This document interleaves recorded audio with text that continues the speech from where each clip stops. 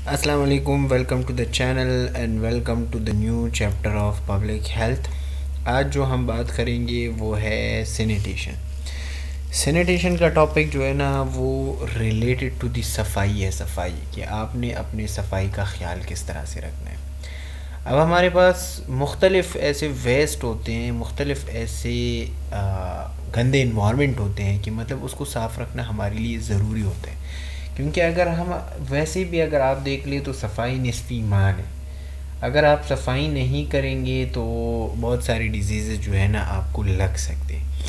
अब वो सफाई के लिए एक चैप्टर यहाँ पे दिया गया है कि मतलब असल में सैनिटेशन है क्या चीज़ और ऐसी कौन सी गंदगी है जिसको हम जो है ना साफ़ करना चाहते हैं और साफ़ करना ज़रूरी है, कंपलसरी है। ठीक है, तो इंशाल्लाह इस चैप्टर को ख़त्म करेंगे विद ए गुड अंडरस्टैंडिंग। और जो हम यहाँ पे डिफिनीशन पढ़ेंगे ना इसको आपने याद रखना है, क्योंकि आपको अगर डिफिनीशन याद ना हो तो फिर मसले होंगे। तो चलो स्टार्ट कर लेते हैं with definition of the sanitation कि सैनिटेशन क्या चीज़ है। So sanitation means the science of safeguarding health. Sanitation clear है। Sanitation is a way of life. It is a quality of living that is expressed in clean home, the clean farm, the clean business, the neighborhood and the clean community. क्या मतलब है इसका कि sanitation का असल मतलब तो है साफ़ रखना, लेकिन इसका असल मतलब क्या है? सेफगार्डिंग हेल्थ, अपने सेहत का ख्याल रखना, अपने सेहत के बारे में सफाई का ख्याल रखना। अगर आपकी बॉडी, अगर आपकी सेहत, मिसाल के तौर पर अगर आप किसी जगह पे रह रहे हैं, वो अगर आपका घर है, आपकी बिज़नेस एरिया है, आपकी ऑफिस है, तो मतलब अगर आप वहाँ पे सफाई का ख्याल नहीं रखेंगे तो आपकी हेल्थ पे असर होगा, क्योंकि डिजीज़ कॉज हो सकती है। तो इसका असल मतलब ये है कि सैनिटेशन है अपनी हेल्थ के बारे में ख्याल रखना, अपने सफाई के बारे में ख्याल रखना। तो अगर आप अपनी सफाई के बारे में ख्याल रखेंगे, इर्द गिर्द की बॉडीज़ की सफाई की, इन्वायरमेंट की सफाई की, तो आपकी जो हेल्थ है वो भी ठीक रहेगी। क्लियर हो गई बात। अब सैनिटेशन में हमारे पास मुख्तलिफ़ ऐसी चीज़ें हैं जो फिर इसको क्लासिफाई किया गया है। मतलब अगर हम देख लें तो इन्वायरमेंटल सैनिटेशन क्या चीज़ है, तो it is a define as the control of all those factors that have or may have deleterious effect on physical development, health and survival of the human being. अब इन्वायरमेंटल सैनिटेशन का मतलब है कि आपकी माहौल में अगर ऐसी चीज़ें प्रेजेंट है जो आपकी माहौल को गंदा कर रही है, तो उस फैक्टर्स को ख़त्म करना और उस फैक्टर्स के साथ ख़त्म हो जाने वाली डिजीज़ जो भी ख़त्म होंगे, तो उससे फ़ायदा किस चीज़ को होगा? आपकी फ़िज़िकल डेवलपमेंट को, आपकी हेल्थ को फ़ायदा होगा, आपकी सर्वाइवल को फ़ायदा होगा। तो इसका मतलब है कि अगर आप अपने माहौल में जो फैक्टर्स प्रेजेंट है, जो गंदगी है वो प्रेजेंट तो है ना, अगर आप उसको साफ़ नहीं करेंगे तो इसका असर, ख़राब असर किस चीज़ पे होगा? आपकी डेवलपमेंट पे होगा, आपकी हेल्थ पे होगा और आपकी सर्वाइवल पे होगा। क्लियर हो गई बात।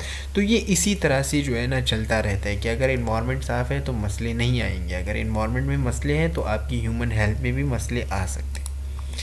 अच्छा, अब आ जाते हैं वेस्ट की तरफ कि वेस्ट क्या चीज़ है।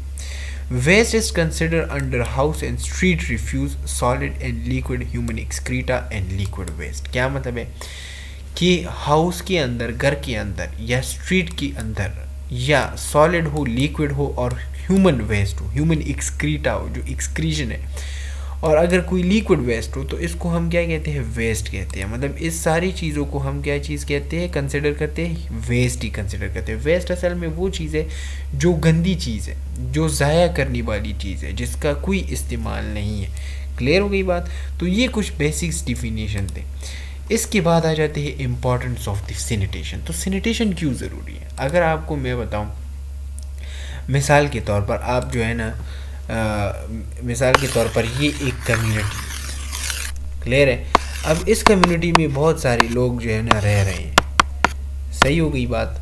अब इस कम्युनिटी के अंदर बहुत ज़्यादा जो है ना गंद फैला हुआ है, बहुत ज़्यादा। वैसे मैं ये जो है ना जो बना रहा हूँ ना, इसको गंद ही समझ ले, क्योंकि ये तो इमोजीज टाइप है, लेकिन समझ ले इसको जो है ना वो वाले वेस्ट जो इन्वायरमेंट में प्रेजेंट होते हैं। ठीक है, आपको इस तरह की निशानात भी नज़र आएंगे। ठीक है, वो ढांचे वाली स्केलेटन वाली निशानात भी नज़र, मैं वो बना नहीं सकता, बस अभी इसको समझ लें। तो अगर आप यहाँ पे देख ले, अगर बहुत सारे लोग यहाँ पे रह रहे हैं और गंदगी की जो तादाद है वो बहुत ज़्यादा है, तो इसका डायरेक्ट असर किस चीज़ पे होगा? ह्यूमंस पे ही असर होगा। ठीक है, अब मैं एग्ज़ाम्पल दे देता हूँ। मिसाल के तौर पर एक कारखाना यहाँ पे है। अब उस कारखाने से जो धुआं जो है ना वो रिलीज़ हो रहा है, तो हम तो सांस ले रहे हैं ना, तो ये क्या कर रहा है, जो हमारी एयर है, एयर उसको पल्यूट कर रहा है। क्लियर है?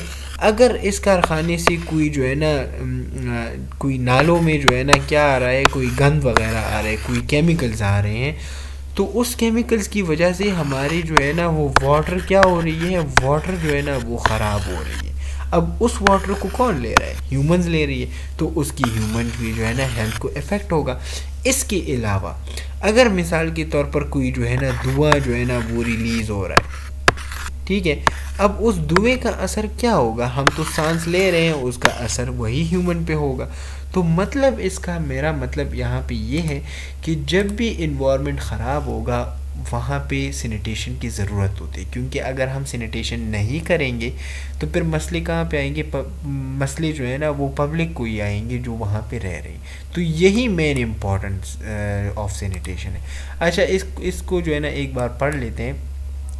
So the safe disposal of the waste is an important part of the environmental sanitation. The waste may organic or inorganic and include garbage, house refuse, water used by the bathing, dishwashing, cleaning, excreta, surface groundwater, street refuse and industrial waste. ये सारे जो है ना, यहाँ पे मैंने ये वाला एग्जांपल आपको दे भी दिया कि कोई कारखाना है, कोई इंडस्ट्री है, तो उसकी जो वेस्ट है वो भी ख़तरनाक है। अच्छा, in a country like Pakistan, where due to high temperature the decomposition of the organic waste occur more rapidly and very malodorous, so improper disposal of such waste cause public messiness and polluted water supplies, breeding places for rats, flies and bacteria. All these factors in turn endanger health of the people and the community through the spread of the various diseases that can be easily prevented by the proper sanitation. क्या मतलब है इसका कि मिसाल के तौर पर अगर कोई ऑर्गेनिक वेस्ट वगैरह यहाँ पे जो है ना क्या हो रही है, डीकम्पोजिशन उसकी हो रही है, तो उसमें क्या हो सकते हैं, उसमें रैट्स की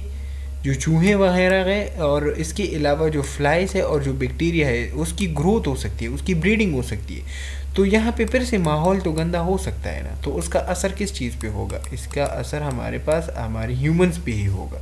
और अगर हम देख ले तो इसको जो है ना हम इजीली प्रॉपर सैनिटेशन के साथ कवर कर सकते हैं।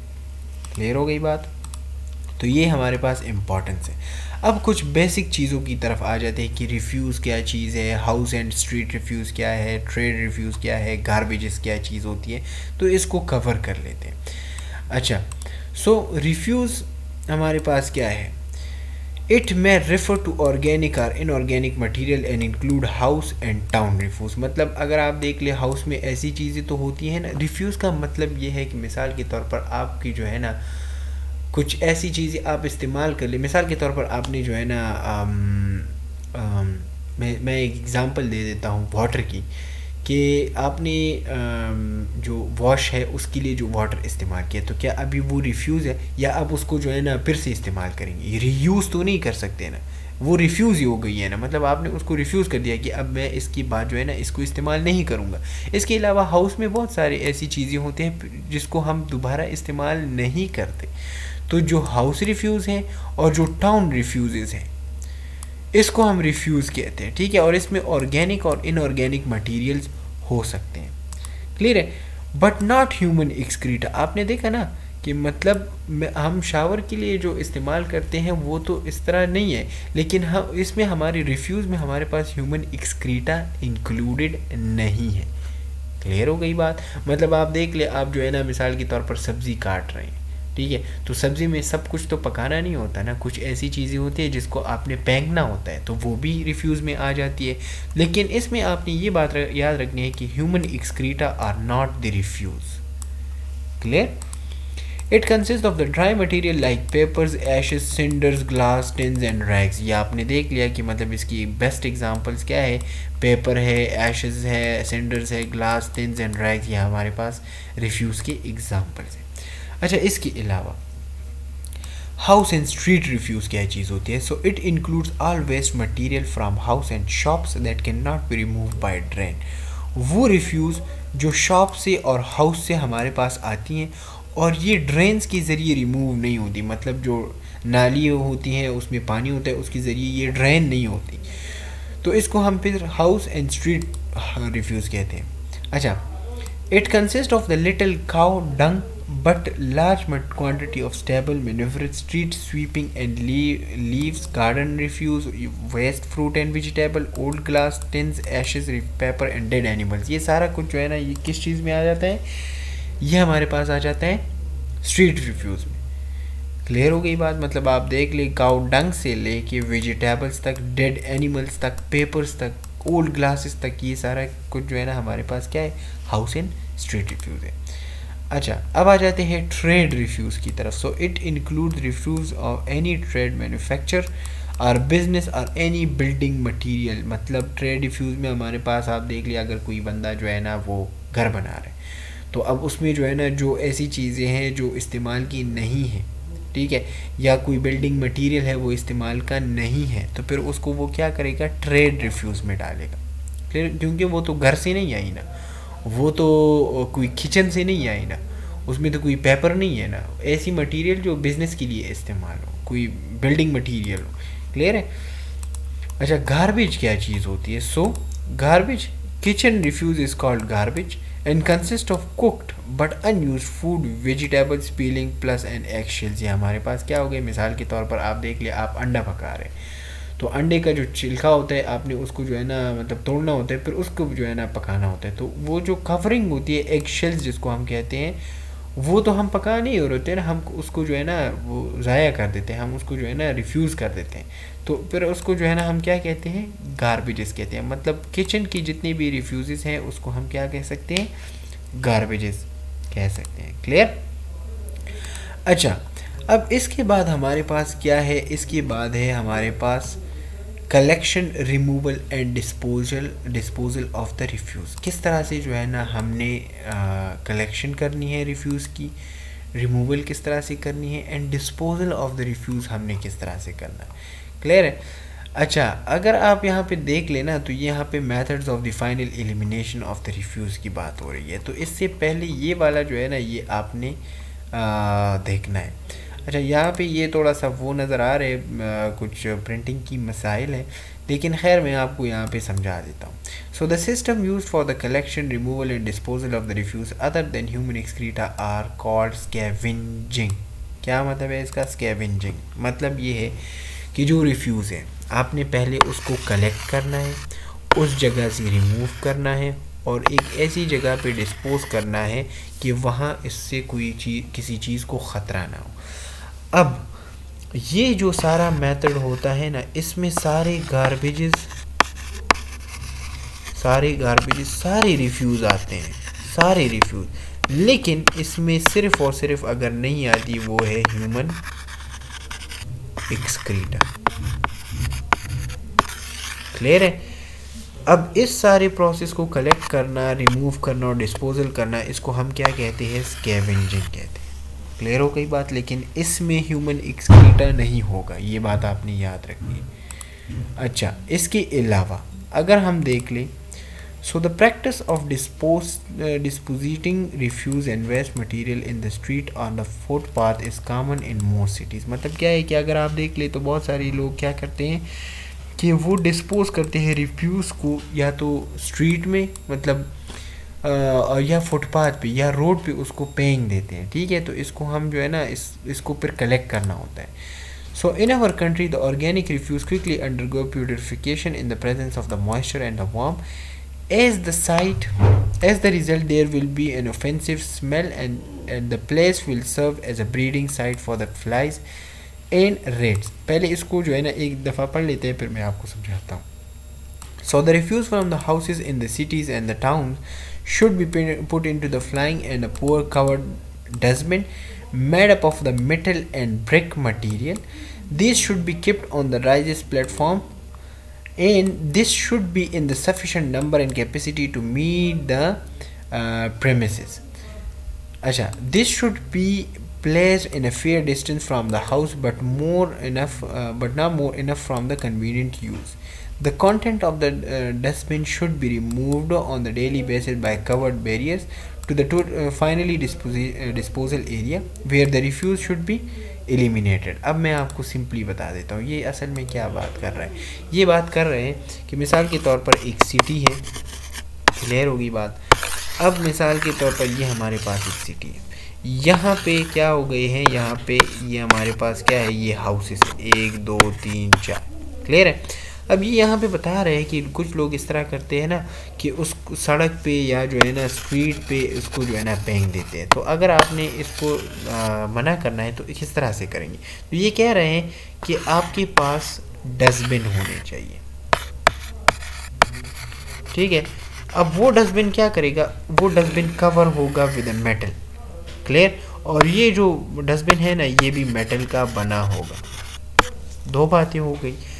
अब ये जो है ना ये डस्टबिन बहुत ज़्यादा दूर भी नहीं होना चाहिए और बहुत ज़्यादा नज़दीक भी नहीं होना चाहिए, क्लियर है। क्योंकि अगर नज़दीक होगा तो इसकी जो स्मेल्स हैं वो जो है ना यहाँ पे ह्यूमंस को डिस्टर्ब करेगी, और अगर बहुत ज़्यादा दूर होगा तो ह्यूमंस जो है ना वो आपने देखा तो है ना हम बहुत ज़्यादा लेज़ी भी तो है, तो वो ह्यूमंस जो है ना वो फिर नहीं आएंगे इसको जो है ना मिसाल के तौर पर 2 किलोमीटर पे डस्टबिन हो तो कौन बंदा जो है ना रोज़ाना 2 किलोमीटर उस गंद को लेके वहाँ पे डस्टबिन पे लेके जाएगा, नहीं कर सकता ना। तो मतलब ये है कि ज़्यादा नज़दीक भी ना हो ज़्यादा दूर भी ना हो। इसके अलावा ये जो डस्टबिन है ना ये डेली बेस पे क्या होगा, डेली बेस पे साफ़ होगा।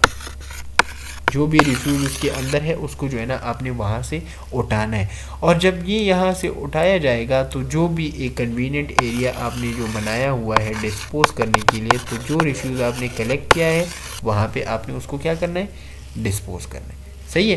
तो ये असल में हमारे पास बताया गया है कि किस तरह से आपने स्कैवेंजिंग करनी है, इसको हम स्कैवेंजिंग कहते हैं, क्लियर हो गई बात। अच्छा, अब इसके बाद हमारे पास है method for the final elimination of the refuse. मतलब जब आप उस जो आपने कलेक्ट किया हुआ है और एक डिस्पोजल एरिया पे आपने वो सारा गंद यहाँ पे कलेक्ट कर लिया है तो फिर आपने उसके साथ करना क्या है, क्लियर है। तो इंशाल्लाह इसको जो है ना नेक्स्ट लेक्चर में पढ़ेंगे कि methods of the final elimination क्या करना है, कि सिटीज़ से तो आपने उसको कलेक्ट कर लिया लेकिन अब इसको जो है ना ख़त्म किस तरह से करना है। तो इंशाल्लाह इसको नेक्स्ट लेक्चर में पढ़ेंगे। और ये आसान है, फिलिंग है, ब्यूरियल है, डंपिंग है, इंसिनरेशन है, क्लियर हो गई बात। तो इंशाल्लाह इसको नेक्स्ट लेक्चर में पढ़ेंगे। तब तक के लिए इजाज़त दें। अस्सलाम वालेकुम।